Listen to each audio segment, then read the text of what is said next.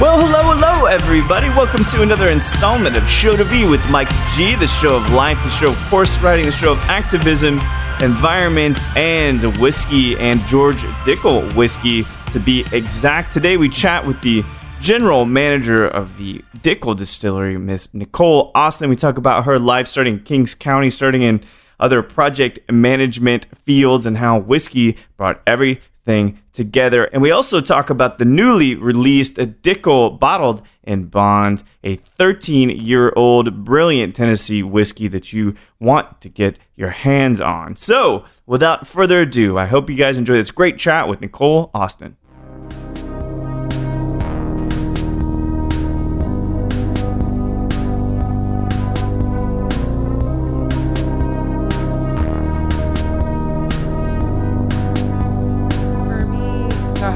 Promoted a few times. It was a big engineering firm, so it was one of those like global firms that was, 50,000 engineers around the world. Jeez. And it was cool. I learned a lot. But like if you're an engineer who can also make words with your mouth, they're like project manager, right? I don't have to keep you in a box as an engineer, right? So actually you're going to go off and be like more of a project manager, and very quickly morphed from doing actual engineering, which I found really interesting, to doing like budget management and writing change orders and client management. It's the stuff that's less fun. RFPs, right? Yeah. Exactly. And I realized there was nobody above me whose job that I wanted. Yeah. You get a few promotions and you're really excited and proud of yourself because you're young and you're like really jazzed on it. Because the money's bound to be pretty good at that point. I think so. I mean, I was living in Brooklyn, so no money is enough money. But I was happy, but kind of turned around and realized that where was I going? Because I didn't want to be any of the people that were in front of me. Yeah. And I was at a bar, actually at Char Number 4. I don't know if you ever got to go. It was this amazing whiskey bar in Brooklyn. It's since closed, but I was trying different whiskeys and just discovering that and really excited about it. And one of the bartenders was talking to me about how this particular whiskey was distilled. Actually, it was a Kalila 12-year-old. I'll always remember it. Kidding. So he said something about how it was distilled, and I just had that, holy fuck, I know how to distill things. That's literally what I went to college for. Why didn't anybody tell me? It was just obvious. It's like, okay, that's the thing I should be doing. Was it... Fear kind of stifles us sometimes, and it kind of prevents us from doing perhaps things that would make us greater. But for you, did that even cross your mind, or are you such a passionate person that it didn't matter about the money? It didn't matter about being scared? I did. Honestly, fear never really came into it for me. I mean, I didn't quit my day job until I felt some sense that I could continue to pay my Brooklyn rent. Yeah. So I knew I was passionate about it, and I guess I was quite confident in myself. I was 24, and I'm definitely going to be able to get a job in this industry. Why wouldn't I? I was a little sassy. Sure. And no, fear never came into it. I didn't quit until I knew I was ready, right? And it was actually Dave Pickerel who brought me on to his consulting company. Mm-hmm. And so I knew I had that kind of guaranteed salary that would be, it wasn't enough, it was still a big step down, but I figured I could, at least make ends meet and survive. I think so this is a great question from the entrepreneurial piece of it, right? That we all have basically two choices ultimately if we're working, and a lot of people are in tech and people in engineering, right? And I read stories that go both ways. Yeah. But some say, no, just quit your job, go all in. But I never wanted to do that. I always let the one thing fund the other. It takes a lot of privilege to be able to take a jump like that. You have to either have faith that someone's going to catch you if it really blows up, or decide that you fundamentally don't care how you live. And I think that's a pretty rare person. I think so too. And that's, this is kind of like the Forbes articles and things are like the only way to be successful, which that is always the worst title. There's no right? only There's way. not. Yeah, there is. Yeah, man, I know it's a tough. It's fear wasn't a factor for me, but I have a strong risk aversion. Yeah, I never felt like I was really taking a massive risk. Yeah, that's good. That's very calculated. I think we're both. Ambitions kind of does that for you. Yeah. Wanting greater things and never wanting to stop. All right. So we started. We're gonna talk through 3 of these beautiful Dickel marks, but it all starts with us being unaged and inexperienced in a sense. And we're sipping the Dickel White now. Is White Dog a good term for it? Unaged? What do you guys prefer? So I would call it a corn whiskey. Okay. You can unaged whiskey, White Dog. Those are all super usable terms. It's the number 1 is what we call it in our portfolio. It's the Dickel number 1. Chapter 1. Chapter 1. Tell me that's not like poetic phrasing right there as we talk about. But I mean, this is I love this whiskey. Because if it's bad here, it's bad everywhere else, right? Well, that's why. So this whiskey is part of what convinced me to take this role, because you can never nose an entire warehouse worth of whiskey in the 24-hour period that I was there before I took this job. But if the white whiskey is this good, you can feel a certain amount of confidence that what's in those warehouses, is of quality. There's nothing to hide there. That's the thing about Dickel is it's like an unsung hero for me. A lot of people don't. So it's just like it's underrated. Huge. You know what I mean? But it has not even underrated, underaware. Yeah, underaware, like a sleeper. Yes, right? Very much. And very much. I think that we'll talk about this as you had transitioned to the role, but I think that it's the second coming of Dickel on a way. I hope so. And I think there's kind of a Phoenix kind of aspect here because there's so. Historical relevance to it and all of this. But talking about when it starts out, you got something to work with, right? Yeah. So this predilection towards engineering and chemistry and all of that. So are you a New York native? Upstate New York. Upstate I grew up, Syracuse. And this kind of science influence and maybe math, you also seem like you can communicate. So there's some maybe creative stuff in there too. Like, where does this come from?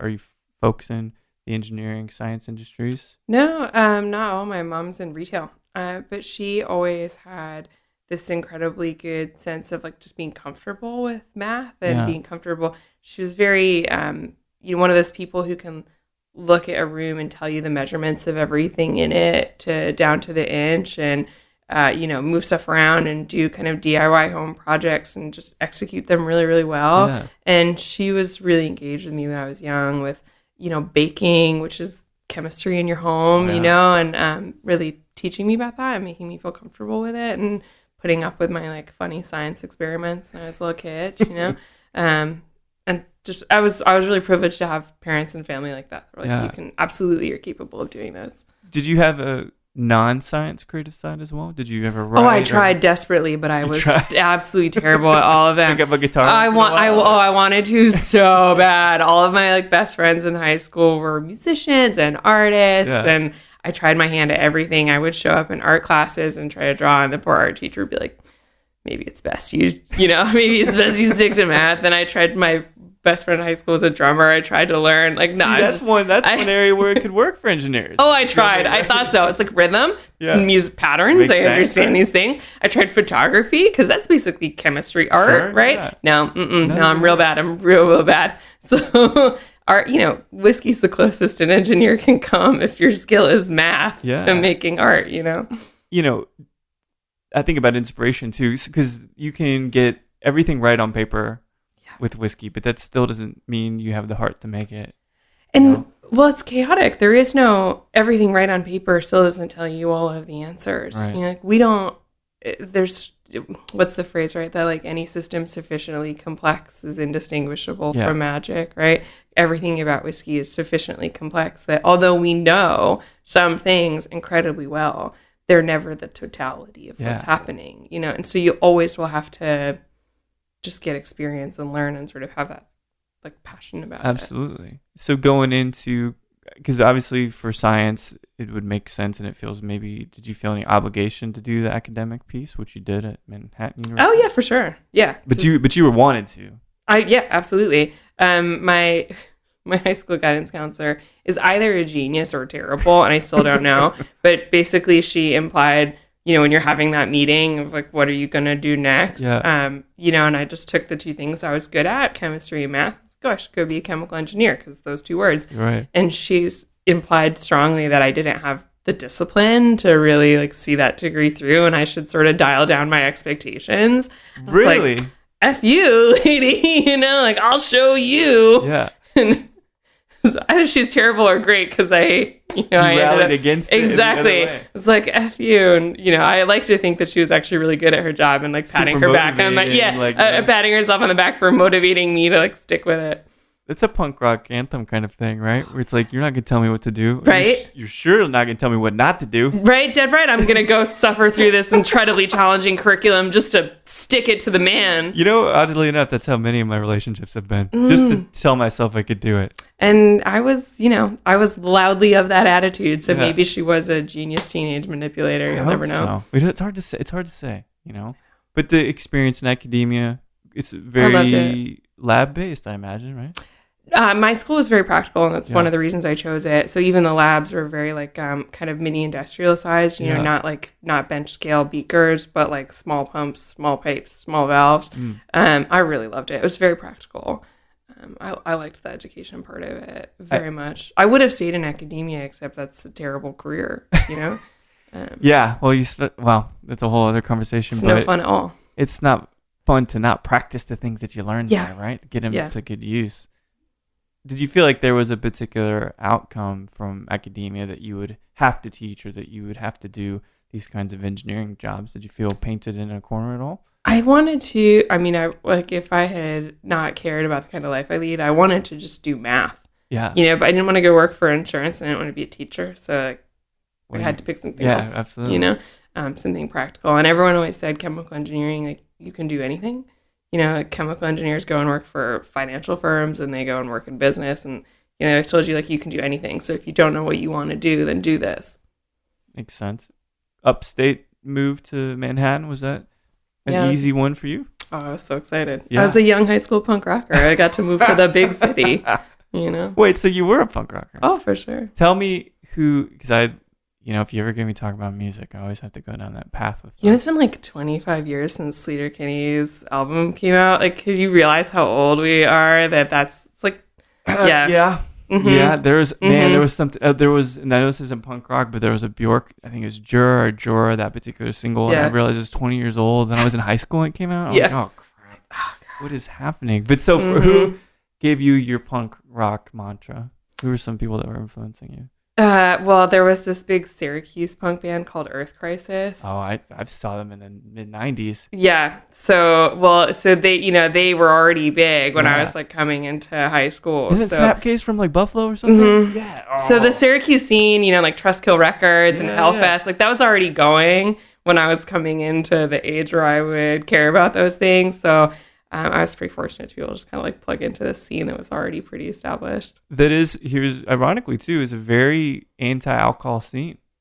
Well, sure changed real quick though. It became like a running joke just a couple of years later about how many people with like X tattooed on their hands were, holding beers. Yeah. It's it's a hard thing to maintain. Did you ever align to straight edge? No, I told my mom I did. Works for a bit, doesn't it? No, I didn't. If you're really a rebel, you don't want to right? I didn't want to fit with anybody. Yeah, you do what you want to do. Dead right. You want to do it. Can't tell me what to do. Man, well, if those are the kind, now just to extrapolate, if those are the kinds of bands that moved you probably literally and very much figuratively, right? Very much. Those pits are brutal, man. I got punched in a couple of those Earth Crisis pits. But it means you're probably prepared to never take no for an answer.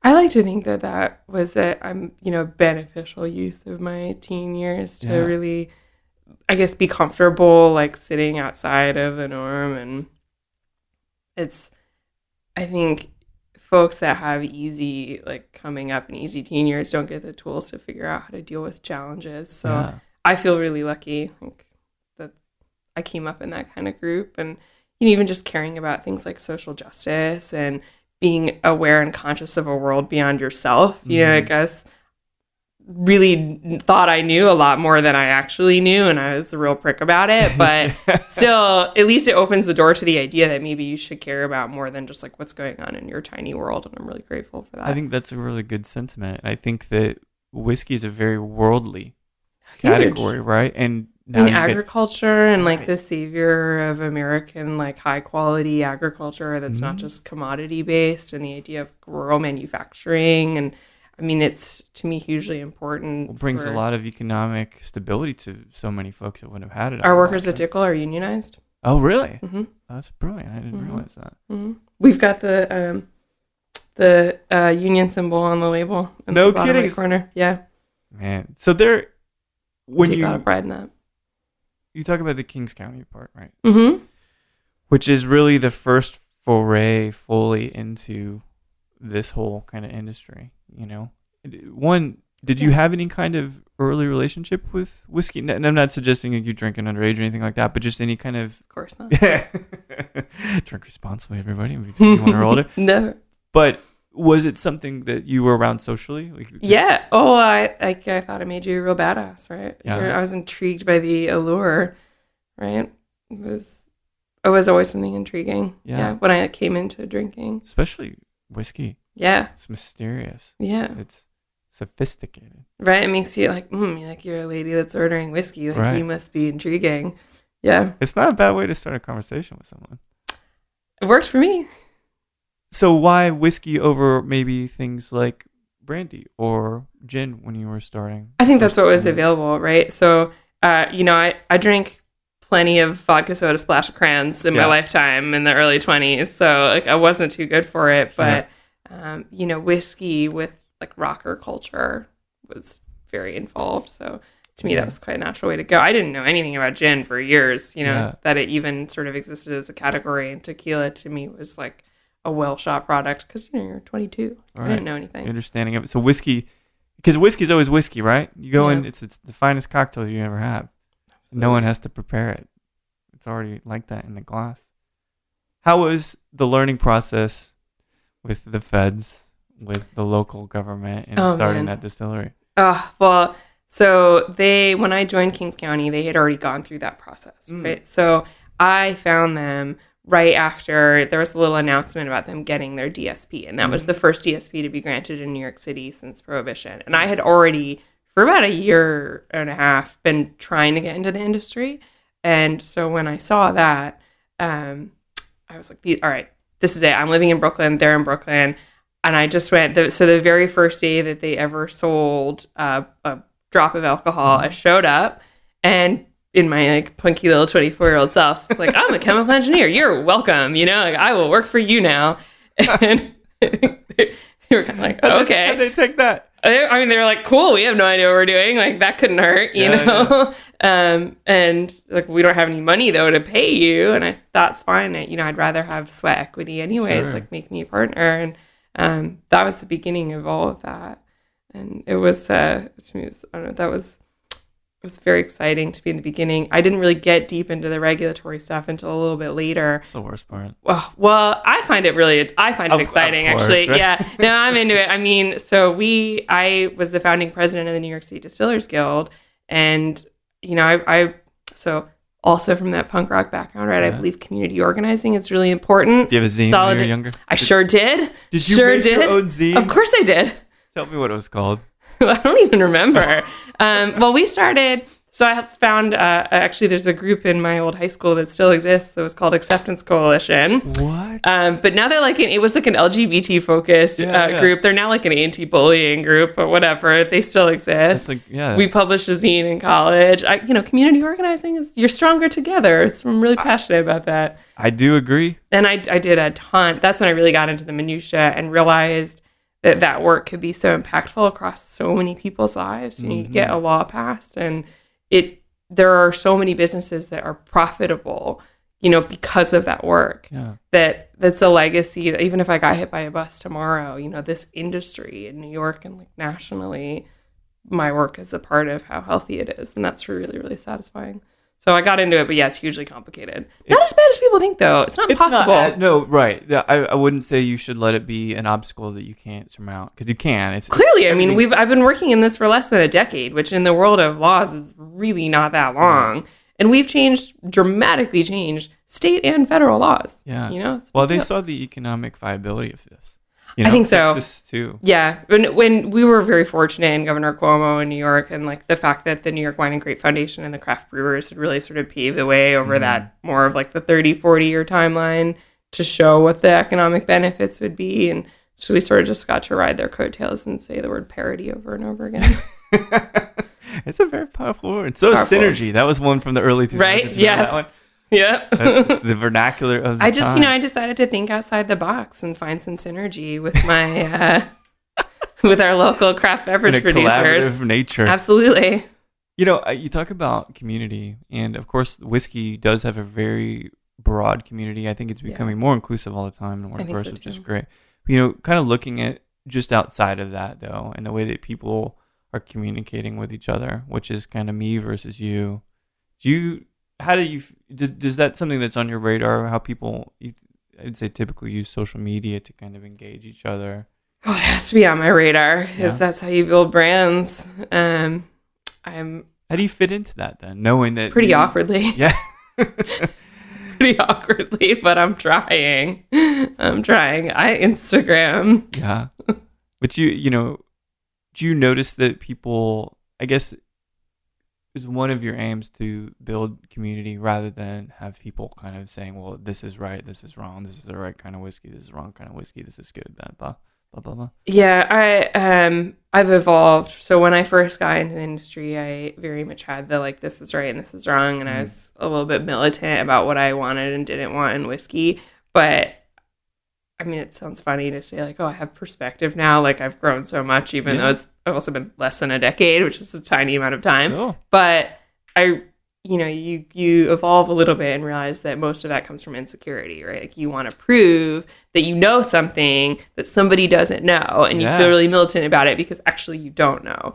And you get a little bit older, and you get a little bit past that, and that we have generally accepted a more inclusive view, right? Yeah. And so I have empathy for people that still think and talk like that, because I have confidence that very soon they will stop, right? Like when they get involved enough to feel more comfortable. That may be one of the most insightful things anyone's ever said on the show, is that, well, really, is you have to admit that you don't know everything. And if you ever think you do, shame on you, because you're closing yourself off to all these other things that... Especially in distilling, it's not everything's been done, but mostly everything's been done. So you always have room to learn. But I came from that same kind of punk rock attitude. I'm like, no, overly arrogant. But then you get humble at some point. I don't know. Was there a moment for you that encouraged that to happen, or is it just a natural progression? I think it's a progression of when you have established enough success in the industry to feel confident enough in yourself that if you admit that you don't know something, you know that you're not going to get kicked out of the room because you have a certain amount of medals and achievements, and I was trying so hard to get included that you're always like, you're never willing to admit weakness, that you don't know something. Like, you have to be the expert. Like, I know so much, but then once you know that you're in, at a certain point you can be a little more comfortable saying, oh yeah, I don't know that. Fight your way in, but then it's like, okay, then you can be comfortable, you can relax a little bit and actually get a little more curious. So for one of the things that never stops growing and evolving is our ability to taste and identify and build a vocabulary around. But you hit the nail on the head with vocabulary. That's what it really is. It is. Just how do I articulate? Mm-hmm. That's why music's so helpful for me. But how did you... and organize it in your head. Right. It's all musical for me. I always it's just right hand on a keyboard. And that's how I build every one of the flavors. It's more of a pie chart, but of course it would be, wouldn't it? Well, of course, I'd use a piano to somehow build tasting notes. It's a little bit on the nose, isn't it? But on the nose, indeed. How did you know it was time to step away from Kings County, from that distillery?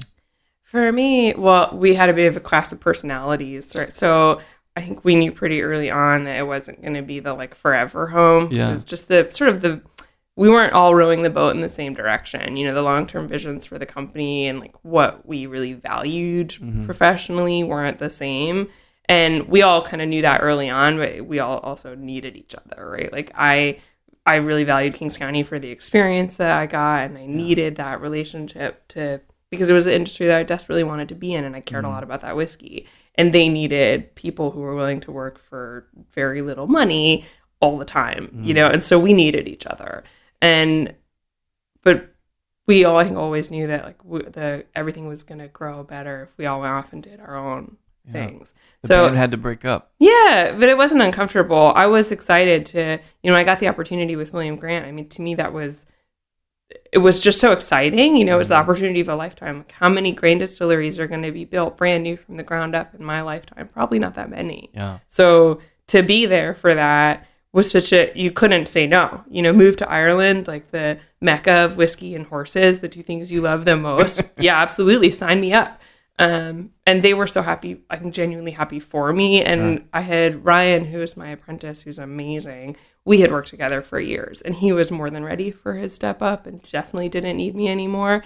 So, It's a great way to transition. Absolutely. I knew I was leaving them in great hands. Yeah. It was good for everybody. We talked before we were recording about your experience in Ireland. You would have stayed? Oh, heck yeah. I mean, I had within 5 minutes of my house, I had a pub and a castle and a stable and a distillery. Like, where else to go? Yeah. Why would you go anywhere else? I didn't realize you had a fondness for horses. When did that kind of start? Oh, since I was a kid. Yeah. I've been riding since I was a kid. Really? Did you ever own any horses? I did. Where? My friends used to say, "You're that little girl who asked for a pony and got one." Yeah, I had a pony when I was younger named Sierra. Yeah. And I had an Arabian horse in high school named Proven Truth. And leased a couple horses as an adult. Started a business, so couldn't afford my incredibly expensive hobby anymore. And also my parents weren't paying for it. I was like, damn, that was expensive. Like, sorry, Mom. But then when I was in Ireland, I bought a horse. Did you really? Yeah. How long were you out there? 2 years. 2 years. Man, this is a brief tangent. My mom owned a couple horses. She had a farm they're amazing. in New Mexico. And there's something about horses that make me actually feel more connected to nature in general. Oh, they're amazing. Some kind of majestic piece. Which, do you watch Game of Thrones? I do. That's why it's hard for me to watch Game of Thrones. I can't watch scenes where, like, I've still never watched that scene in Braveheart where I can't. It's rough. That's one of the only reasons not to watch that show. But because horses are so beautiful, and I'm not even like a horse guy. But how fucked up is it that we can watch people hack each other apart in any movie and no problem? Let them sort it out. But like this like innocent pony. It's so sad. Wolves? No, I understand. I feel the exact same way. It's a crazy thing. All right, well then let's talk about Irish butter. It's the best butter in the world, right? Oh.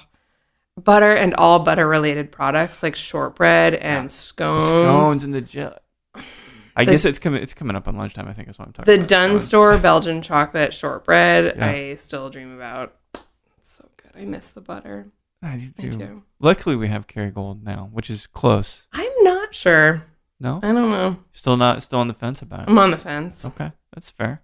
So these 2 years in Ireland, a different chapter altogether. What do you think, kind of summarizing that bit? Maybe what were some of the skills you pulled out and said, okay, well, I can check off this piece that now I didn't know before I got here. I learned a lot about distillery automation. Oh. Right. So specifically, it was a melding, right? So it was bringing my kind of two paths, I think, together, so I could then like move forward as a more coherent whole. I'd been a professional engineer.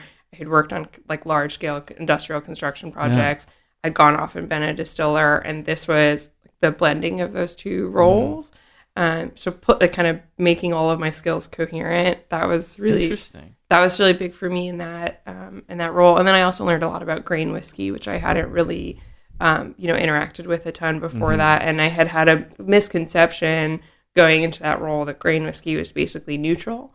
And it was really eye-opening for me to learn about how it's not, even though it's distilled to a fairly high proof, that there's quite narrow specifications for what's in there. And, you can utilize distillation. Of course, I knew this, but hadn't really thought through to apply it, not just as a separation, but as a concentration kind of activity. So you could really concentrate certain flavors and just deliver these like singular notes in a really clear way, as opposed to the more kind of cacophonous, like whiskeys that are those like bigger whiskeys. Yeah. So I learned a lot about that. Oh, that's really interesting. It's it was. It's almost like getting hyper focused. Yeah. Right. And kind of just Extremely. I think we need the 10,000 foot view, right? To see the business run and all that and what you've got. But then you're like, okay, when am I going to hone in on this specific thing? Yeah. Because you'll never really be able to know everything. So that's only one way to do that. And scale. I learned a lot about like applying like whiskey at scale. Yeah. I realized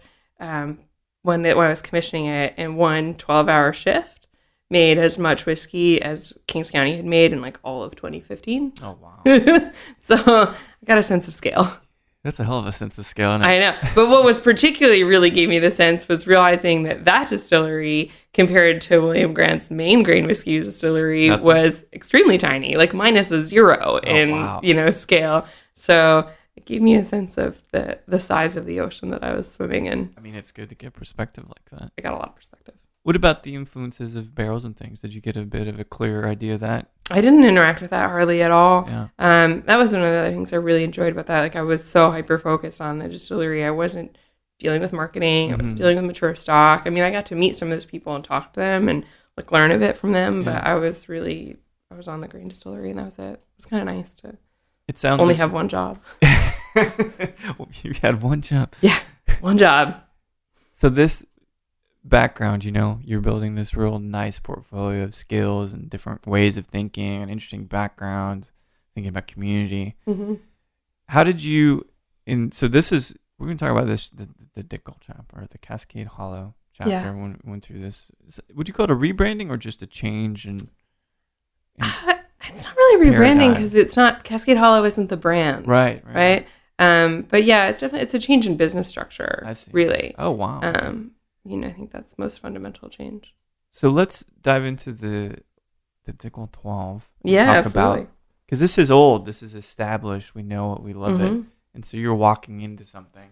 Yeah. That is established. Yeah, no pressure. Right? Don't mess it up. Do you have a dump? So tried and true. Mm-hmm. Dickel 12. Dickel 12. So this new chapter starts about how long have you now been involved with Cascade Hollow? It's exactly a year as of yesterday. So we can just say that if we go back in time just a little bit, you're celebrating a 1-year anniversary. Cheers to that. Thank you. How are you now a year later into this role? Has it also been something that's highly encouraged you to evolve and adapt? Huge evolution. Yeah, huge. But I knew that going in. That's something I was really looking forward to. Yeah. I mean, a year in, I feel like I'm finally getting my bearings and getting my feet underneath me with it. I knew, we talked a little bit earlier about the commercial marketing sales side of whiskey, which I really didn't understand. And when I was in my more militant days, used to scoff at, I, of course, wrote about it in the zine. Oh, yeah, for sure. Absolutely. I was definitely zining about it. I was very, I lived in that world where I like to believe that my whiskey being good was all that mattered. Of course. Realized eventually that, of course, that is not true at all. And that if I really wanted to be in this industry for a lifetime, that I needed to understand the sales side of the business. So that's been a huge learning curve for me with Dickel. Understanding the commercial side, the sales side, and the extremely complex regulatory environment that we live in on that side it's been a big learning. Sorry, I'm kind of stunned by how good this smells. Is it? Dude, talk about a sleeper whiskey, right? Yeah. It's so complex. It's so layered. Right. First, something that's right in that like $25 range, Well, it's weird because I've been sampling a bunch of whiskey lately and tasting about and talking about the tasting of it. Sure. And there's something that's really unique here that is desserty, but is kind of coffee cakey kind of thing, but it's something else in between. There's something, so it's been described to me as like a Flintstone vitamin kind of note. I know, Right, you know what I'm talking about? I'm thinking, but I feel like more there's like a lot under there. Almond biscotti is what I get. That kind of nutty and almost a little bit like, you'll see this more in the next one we get to, but there's that little bit like leathery, rich undertone, and like even that little bit of anything with whiskey is always going to have that slightly solventy character because it's alcohol, but when it translates almost more as like that like saddle soap kind of like mature, not now we're revealing that tasting notes obviously just come from your own head, right? It's Things totally. But I mean, it's so pleasurable. Put it that way. I think people don't really understand how delicious this is. You know, there's something because they're sweet. They're drinking other good stuff. I get that, but there's something about this that is a little more consoling for me. It's a little more embracing. It's got this warmth and kind of romantic nature to it. Whiskey is romantic. Well, all of it is, right? But some of it puts me at odds. Whereas this is like, nah, come on. Yeah, I mean, let's this check it out, kind of thing. It gives you a sense of time, right? Like, and the passage of time, and it's. I think this is a really beautiful whiskey. For the price, this is, dude, it's unbeatable. You can't even. Yeah, I mean, this is so. I get again sipping through all these whiskeys and trying stuff of all price levels. This tastes like at least twice that. You know? I mean, and it was like because we were kind of a sleeper brand for a long time. We didn't run out of stock. Oh, I didn't know that. So, I think so many people face that question of, because whiskey's a forward planning game, right? I have a 20-year sales plan, right? Because you have to, because I'm laying down whiskey today that I'm not going to sell for maybe 15 years. Mm-hmm. So you have to have at least a vague sense of how much of it you're going to need, which talk about also learnings over the last year and how to like put that together at a big, consumer goods company. Yeah. But so you have to make a guess, right? And nobody guesses exactly right. So, but you always kind of assume growth, right? You want to be prepared for a certain amount of growth.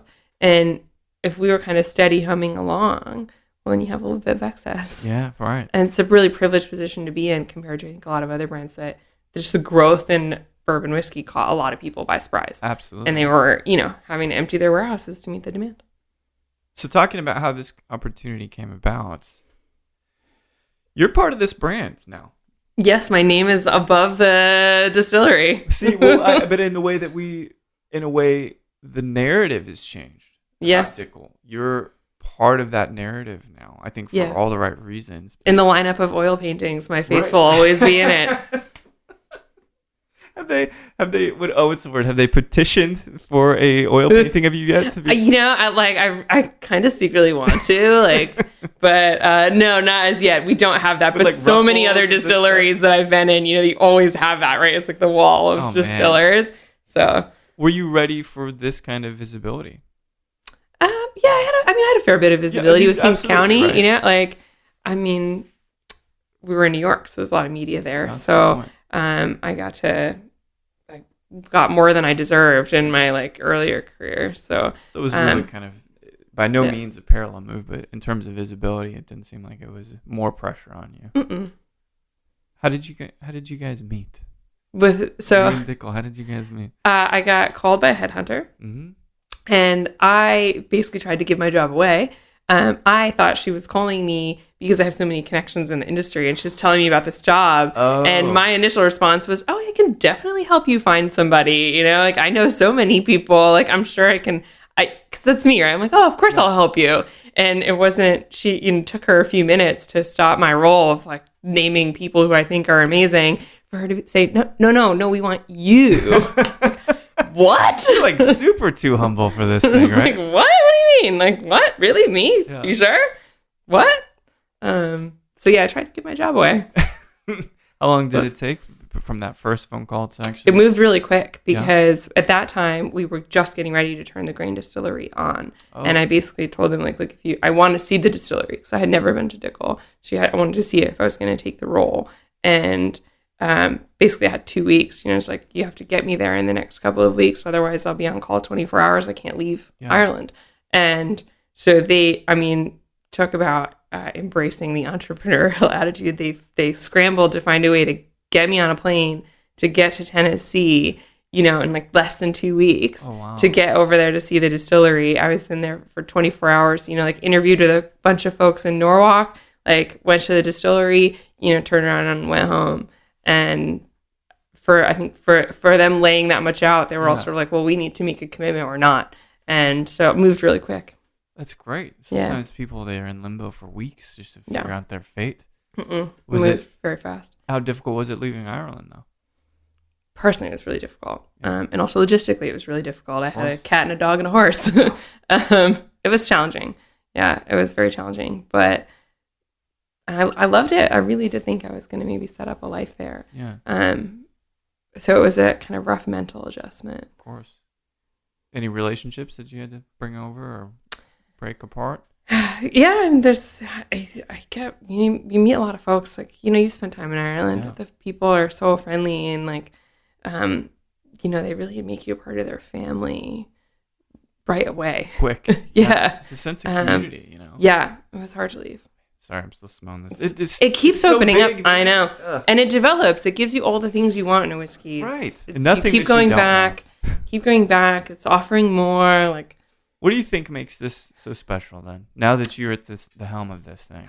I'm still on a journey of trying to investigate that. Like, and really get to the bottom of like where exactly in the distillery the Dickel character lives. Mm-hmm. And I'm thinking a lot about that and trying to investigate that. Yeah. But what I think makes 12 special in particular is the incredible care that goes into blending it.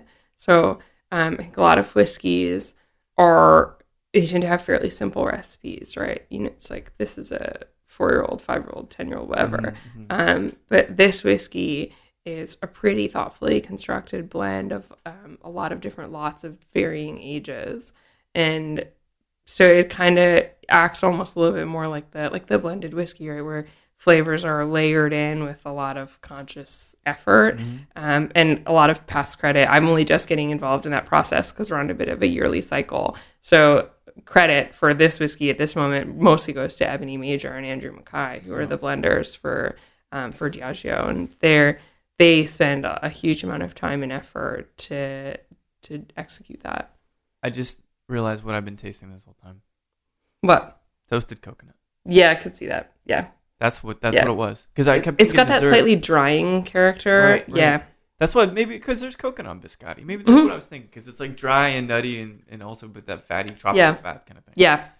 Yeah. It's a bit of both of those things. It's a complex whiskey. It's hard to pin down. Well, that's what's fun, is that I don't feel it'll keep being a conversation piece. Yeah, and I'll get there.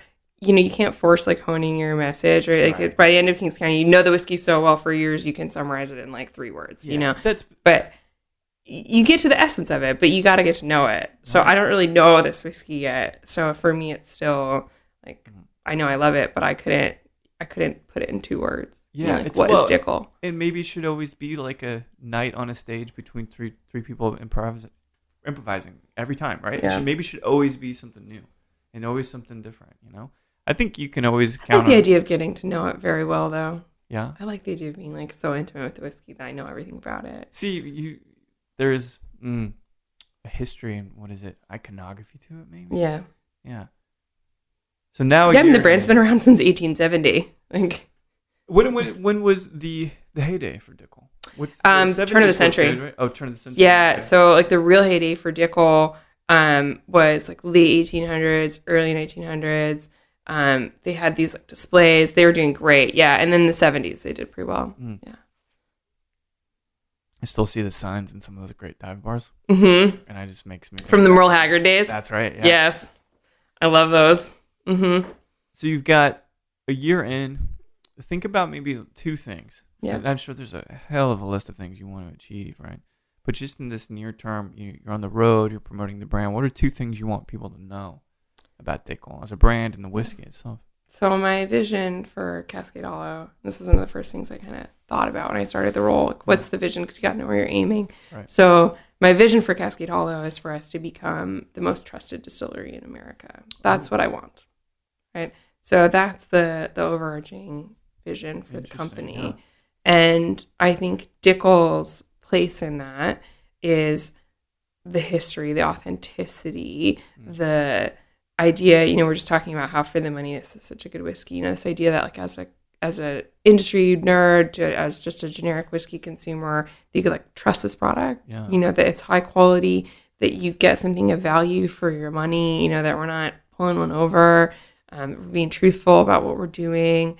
So that's the shining star that I'm moving towards.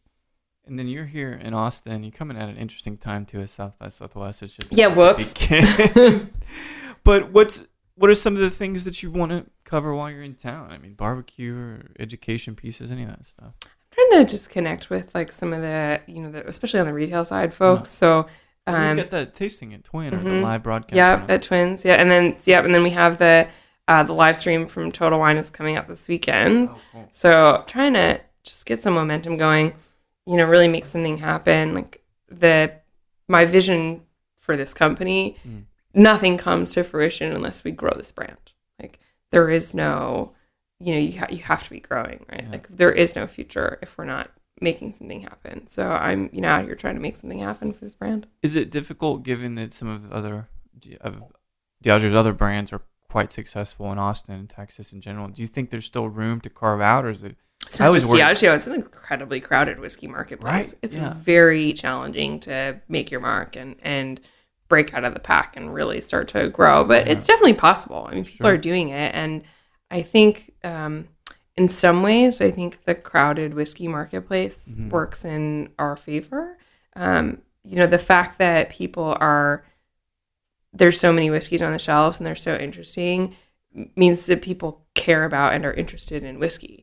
And the idea of a quality whiskey is something that consumers are interested in and there's a demand for. Yeah. So just that fact is something that I need in order to grow this brand, right? Area of opportunity, right? Yeah. If you don't care about quality whiskey and people are just buying on the bottom shelf, well then there's no opportunity, right? How are you going to get into good whiskey? Yeah, but exactly. Good whiskey and a good price too. I mean, those are two really nice value propositions. And I don't have to convince people that whiskey is something worth paying a little bit of money for. Yeah. So that's a big uphill battle that's already been fought, but it's hard to break out of the pack. It's hard to it's a lot of choice, and so you have to get consumers to choose you. It is. That's challenging. It's tough. A lot of Bullet fans, Yeah, for sure. So a lot of Bullet fans, a lot of Makers fans, a lot of Jack Daniels fans, lots of whiskey fans. Yeah, it's a difficult thing, but I suspect. And people got more fickle as well. They're not like just drinking one brand. Yeah. So they might try your whiskey and love it, but doesn't mean they're going to come back and buy again. That's a great point too. Establishing brand loyalty, which is something that's always difficult. Right. Part of this momentum or trying to gain traction in the brand is you guys are doing a redesign on the bottles. Are these in the market yet? This Dickel 12? They are. Okay, yeah, cool. They are. They are. And it's a little bit about talking about roots and heritage and authenticity. A little bit of a rollback to that kind of 70s label. It's based on that retro design and maybe secretly a hope that we can capture the magic of that era.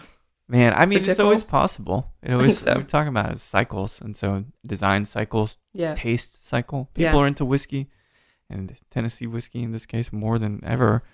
Do people ever think or rather, do you ever see it as being a challenge that it's not Kentucky whiskey? That it's not Kentucky? No. I think it's a challenge sometimes that it doesn't say bourbon on the label.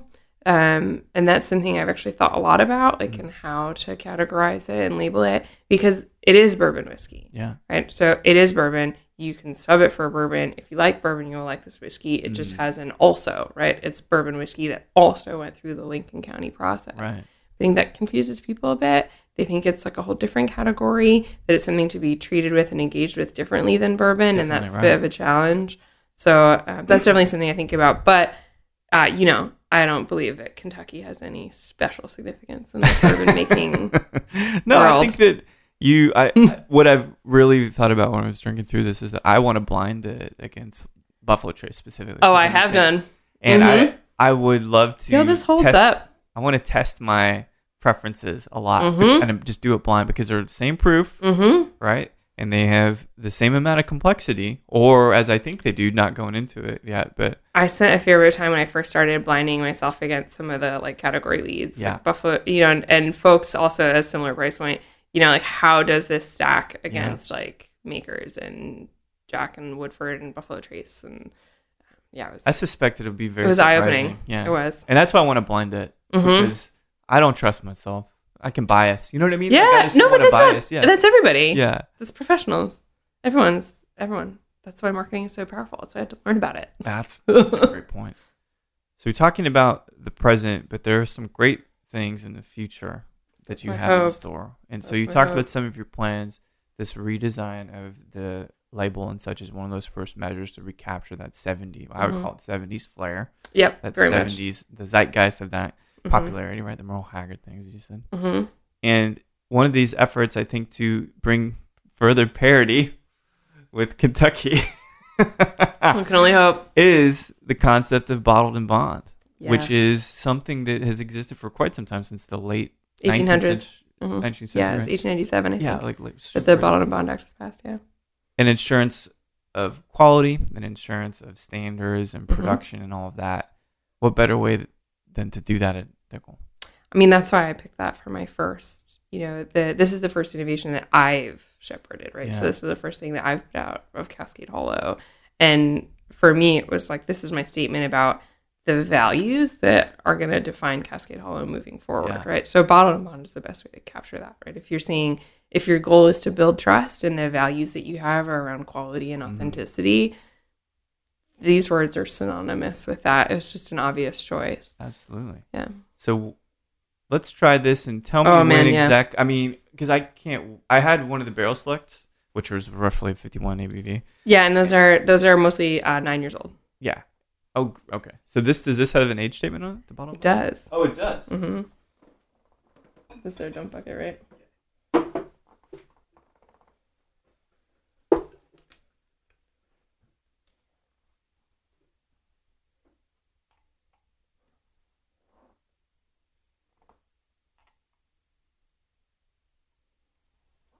Mm-hmm.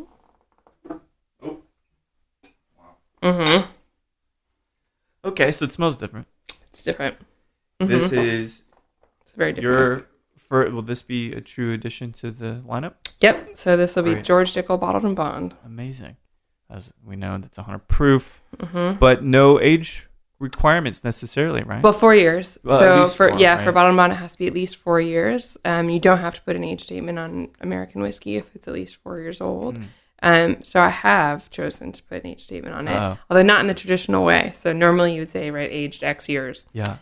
So what I've done instead that's a bit different is one of the often forgotten aspects of bottled and bond is that there's a seasonality aspect, right? So you also have to it has to be all from the same distillery. It has to be, 100 proof, these things that we know about, unadulterated, can only introduce water, but it also has to be all from the same distilling season. Yeah. Which is defined quite specifically as the spring season or the fall season. So I've chosen to identify the distilling season on the label. So this is from fall 2005. Really? So 13 years. 13 years. It'll be 13 years old when we bottle it. Wow. When does this finally hit? As I smell this and keep nice, processing it. It's meant to, you'll probably start seeing it at the beginning of summer. Oh, man.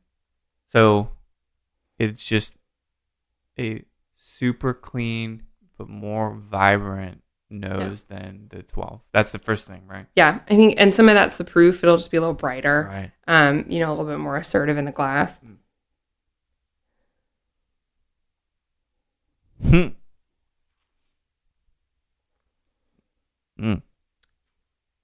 Right.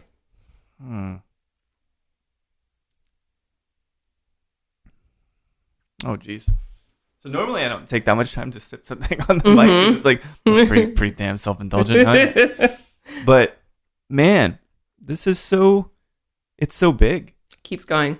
It is. But it's weird because you only see it in a certain dim light at first until you keep letting it go. And then everything brightens up and you get full frame and the contrast and all the high definition and everything. That's a stunner. I think so. For 100 proof and for 13 years. In the spring, you said, of 2005? It was fall 2005 is the season. Yeah. Excuse me.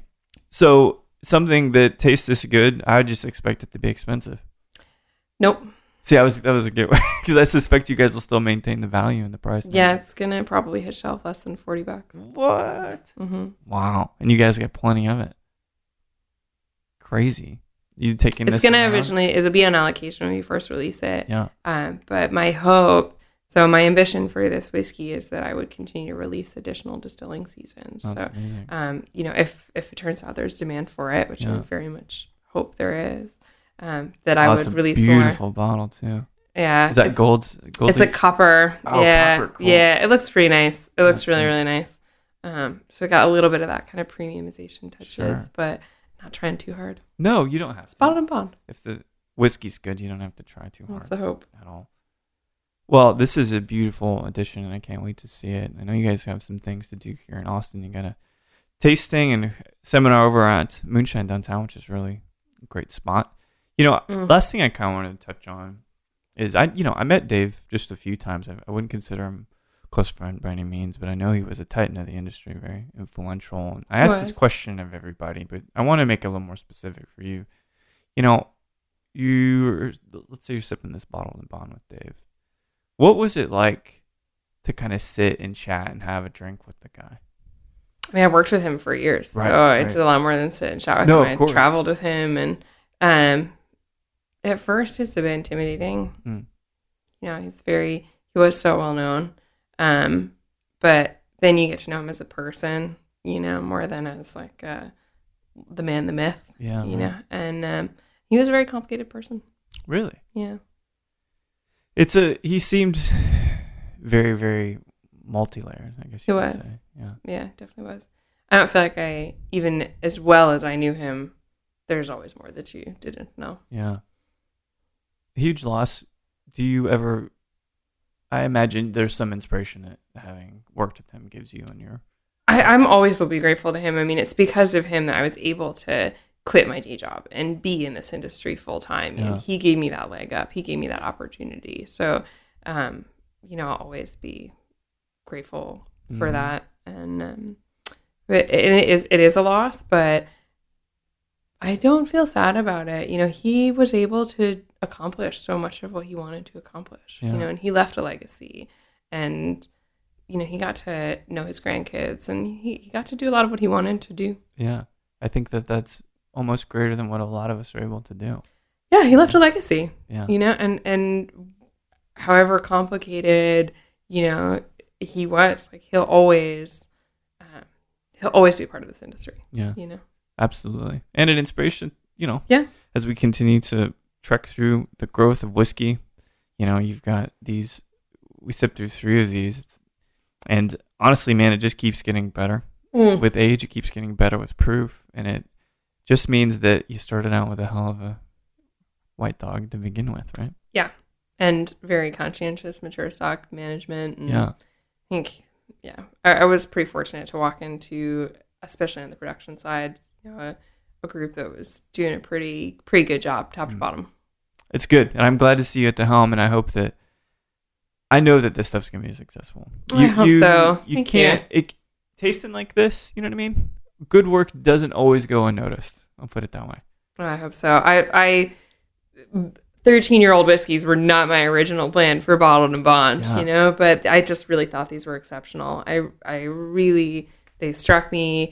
I thought they were such a natural successor, that clear next evolution, and maturity, and I really wanted to put them out in the world. Yeah, I'm excited. I think everyone will be excited. Thank you. Thank you. I can't wait to see what you do next, and I can't wait to see how everybody responds. Oh, Godspeed. Thank you. Punk kids, we have to stick together. Remain solidarity. United. Precisely. Nicole, thank you so much for Thank you. Talk soon. Cheers. So there we have it. The wonderful Nicole Austin, her first passion project on her watch, the Dickel Bottled and Bond 13-year-old Tennessee whiskey. It is astonishing. It's interesting, and it's so different compared to a lot of the other bottled and bond whiskeys on the market. Not a lot of it to go around, so if you see it, please pick up a bottle at roughly $36, $40, really reasonable price as well. Nicole is a very insightful, very intelligent, but very fun person to be around. Her energy really is translated through the Dickel juice. So Nicole, thanks so much for taking the time to sit and chat. And thanks everybody for listening to Show to V with Mike G. No matter how many times you said, I don't know if I'm going to watch Bride of Reanimator, but I'm going to do it today. Or if you're thinking, what Married with Children episode should I watch next? Please keep dancing.